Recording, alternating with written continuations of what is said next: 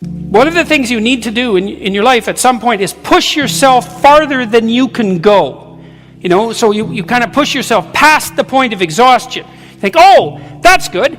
There's the point of exhaustion. Well, you can't stay there, because if you stay at the point of exhaustion for any length of time, well then, you'll degenerate, right? Because that's just too much. But you can find that point, and then you can pull back, and you can think, okay, well, I can't go farther than that. I kind of know where my limit is now. I can pull back, and I can operate within that limit, but then at least you know where your limit is. And that's an unbelievably useful thing to do as well. And the other thing, too, is like, well, how are you ever going to discover if you could possibly be successful at whatever you want to be successful at, unless you push yourself in at least one direction right to your bloody limit? It says, well, how do you make people resilient? It's, well, that's easy. You identify a set of challenges that they need to undertake, and you kind of match the challenge to the person like you would for a child that you care for, and you say, well, why don't you see if you can withstand this challenge? Go and take it on. And the person goes and gives it a shot and finds out, well, yeah, I can do it. It's like, great, you're tougher than you thought you were. So here's a slightly larger challenge. Why don't you go check out that and see if you can do it too? And your ability expands as you take on the challenges. That's how you make people resilient. Bloody well put them in safe spaces and what, shield them from microaggressions.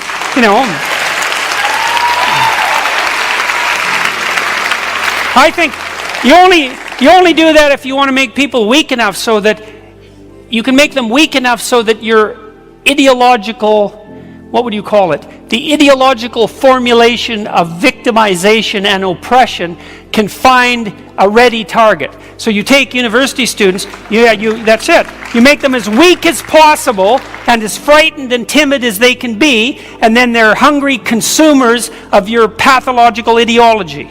That's a hell of a thing to do to young people, man. And it's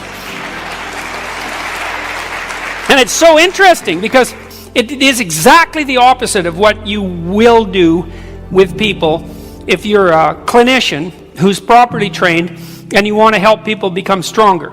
And, there's like 10 different variants of clinical psychologies: behaviorism and phenomenology and existentialism and humanism and psychoanalysis. There's lots of different schools of psychotherapy, but all the well-developed schools of psychotherapy do share at least one thing in common, and that is that you help people confront things they're afraid of and that they're avoiding, and that makes them stronger. Like that's the fundamental essence of successful psychotherapy, and the reason for that is because that's the fundamental essence of learning. So actually what you're trying to do, it's not like psychotherapists invented how to make people resilient. Obviously not. What they did was observe what made people resilient and formalize it. And what makes people resilient is for them to push themselves up against challenges and become stronger as a consequence of it.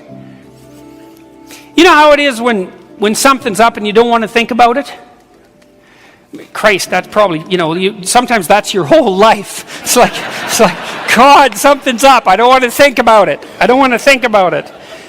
Well, that's interesting that you cannot want to think about something. Because this is what tangled Sigmund Freud up in the idea of repression.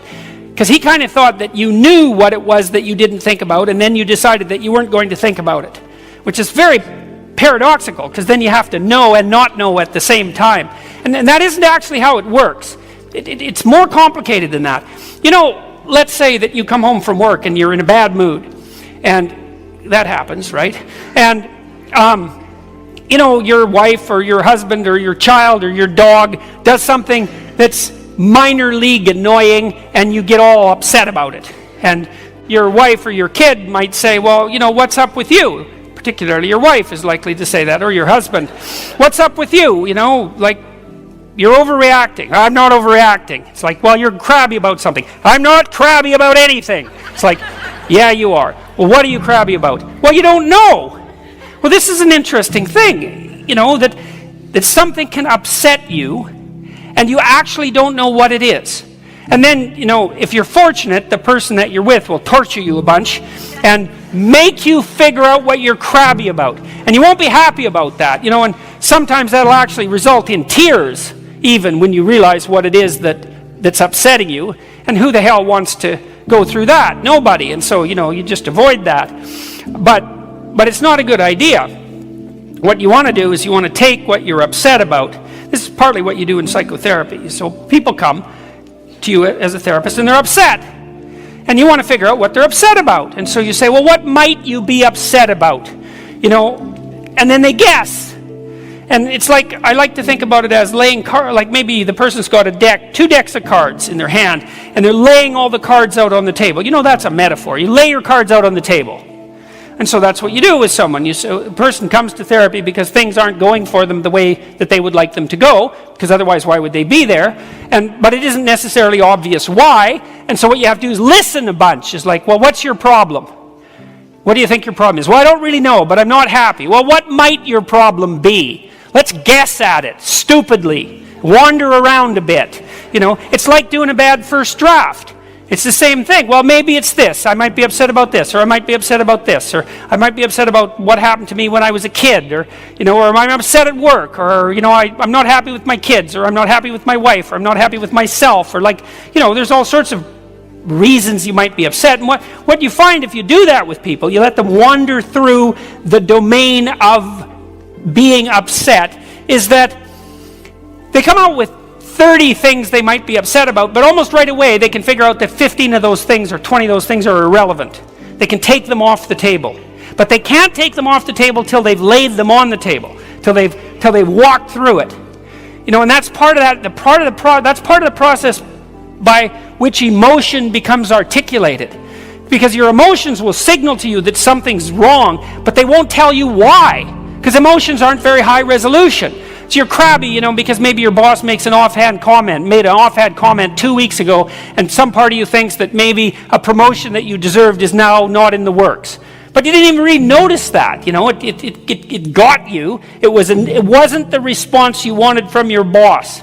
And so God only knows what it signifies, and it sets your mood sideways, and then it makes you susceptible to outbursts at home. And it's very difficult to dig down into that. And you might have to admit to yourself that you really want the promotion, and maybe you have to admit that, well, you haven't done everything you possibly could to deserve it, and maybe you'd have to dig into the fact that your relationship with your boss isn't everything it could be, and then you'd have to figure out that you're not working as hard at work as you might because you're resentful. It's like, Jesus, it's just a bloody morass down there, And you see this with couples who are on the verge of divorce. They can't talk because everything they say is a minefield. And it's a minefield so every topic is associated with the same discussion that's occurred repeatedly for the last 20 years and never been sorted out. And so every single sentence is a minefield. And then you dig into that and you find that there's underneath each contentious sentence, that's when you have people sitting there, in your office with their arms crossed, and every time one of them says something, the other one rolls their eyes. And by the way, that's a good predictor of divorce. I'm dead serious. If you want a predictor of divorce, it's like your husband, your wife talks, you roll your eyes. It's like, you guys, you're done. That's contempt, And once the contempt settles in, it's very, very difficult to reverse it. And the contempt doesn't settle in if there hasn't been 10,000 hours of non-communicative fights. And that's partly that wish that people can hide things in the fog. It's like, I'm upset, and I bloody well don't want to know why. And it's no wonder. And so the Freudian repression idea is wrong. It's because you don't know what it is that's upsetting you, and then you refuse to face it. It's more subtle than that, is that your emotions hint at you that something isn't the way it should be. And then you can remain unconscious merely by not attending to that. Think, I don't want to think about that. It's like, yeah, well, no wonder. But what are you going to do? You're going to wait. You're going to collect all these errors around you, right? An immense number of unsolved errors. You do that long enough, and your whole life is just a morass of unsolved errors. And then you really won't want to think about it. And then you're really done. And so, well, what's the rule? Don't hide unwanted things in the fog. Well, imagine that you're wandering through the fog, and there's pits that you could fall into, and that there's knives that you could impale yourself on. There's sharp edges everywhere. It's like, well, that's terrible. It's terrible that the world's full of pits and sharp edges and knives hidden in the fog. It's like, well, yeah, but what if you disperse the fog? Well, then the pits are still there, and so are the sharp edges and the knives, but you don't have to fall into them because you can just walk around them. You know, and that's another reason why it's so useful to face things. It's like, well, if you become articulate about what it is that's disturbing you, then you sharpen up your representations of the catastrophe, let's say, and then you can, it turns out that it's much more probable that you can deal with it. You know, and you can't be sure because sometimes you're just screwed. You know, and well, that's why you end up dying, right? It's like, well, I'm dead serious about this. I don't want to be stupidly optimistic. Sometimes you can be backed into a corner and there's no escape. That happens. But most of the time it's not the case. Most of the time if you're willing to make the situation clear, right, which is a matter of facing it and then clarifying it. It's a courageous thing to do. That's to beard the dragon in its den. You know, if you do that, then you find that the situation resolves into a set of problems that are smaller than you originally assumed they would be, and there's a much higher probability that you can decompose the problems and then start to address them. And it doesn't matter because it's your best bet. Like, even if it doesn't work, and it might not, it's like you don't have a better strategy. There is not a better strategy. There's not a better strategy than to seek out the dragon in its den, even though there's some possibility that you'll get burnt to a crisp and that you won't get the gold. It's much better than waiting at home in your bed quivering while the thing grows and comes in and eats you. Because then for sure you lose. And that's pretty much how life works.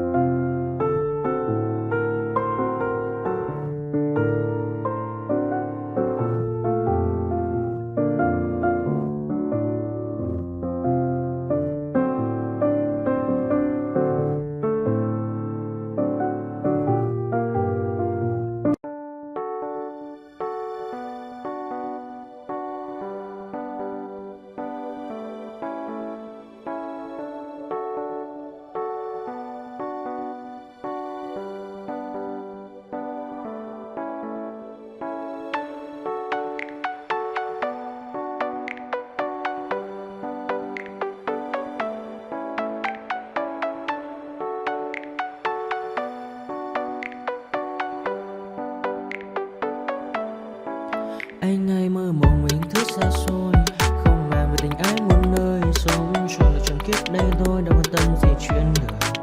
Thế mà lại ngâm tương tư, ông tầm bà mũi xe tơ, đêm nằm trộm nhớ mơ mơ về ai. Thì ra anh yêu rồi, từ ánh mắt nụ cười, từ đôi môi gọi mưa sao xuyến lòng anh. Thì ra mê em rồi, ngày hay đêm ôm lời, chỉ nghĩ đến em thôi, đó là do anh đã yêu rồi, anh đã yêu rồi, anh đã yêu